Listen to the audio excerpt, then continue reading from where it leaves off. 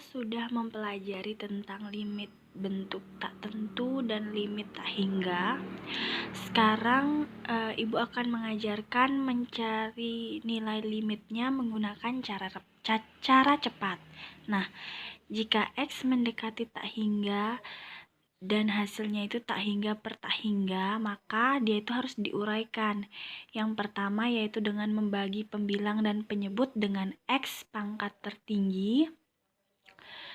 Rumusnya, misalnya ada limit X mendekati tak hingga, ada konstanta, misalkan A1, B1, A2, B2 ini konstanta, dan X pangkat M ini adalah sebuah pangkat dalam suatu fungsi. Jika M lebih besar dari N atau derajat M, pangkat M lebih besar dari N, maka hasilnya nanti pasti akan tak hingga. Jika M, pangkat M atau derajat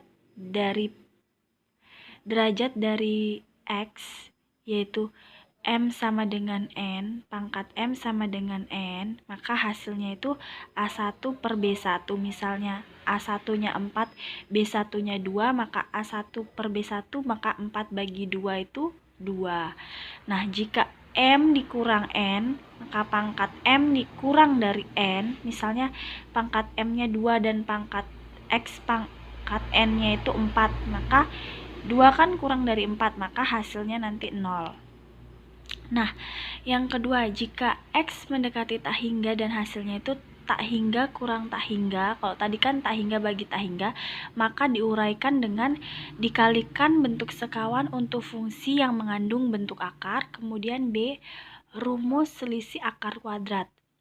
Misalnya ada limit X mendekati tak hingga, buka kurung, akar pangkat 2 dari AX kuadrat tambah BX tambah C dikurang akar pangkat 2 dari PX kuadrat tambah QX tambah R, tutup kurung. Hasilnya tak hingga apabila A kurang dari P, misalnya koefisien A kurang dari P, dan dapat diselesaikan dengan B kurang dari Q, jadi B dikurang dari Q per 2 kali akar pangkat 2 dari A, untuk A itu sama dengan P. Untuk koefisien A nantinya sama dengan P, maka dia diselesaikan dengan B kurang Q per 2 kali akar pangkat 2 kali A.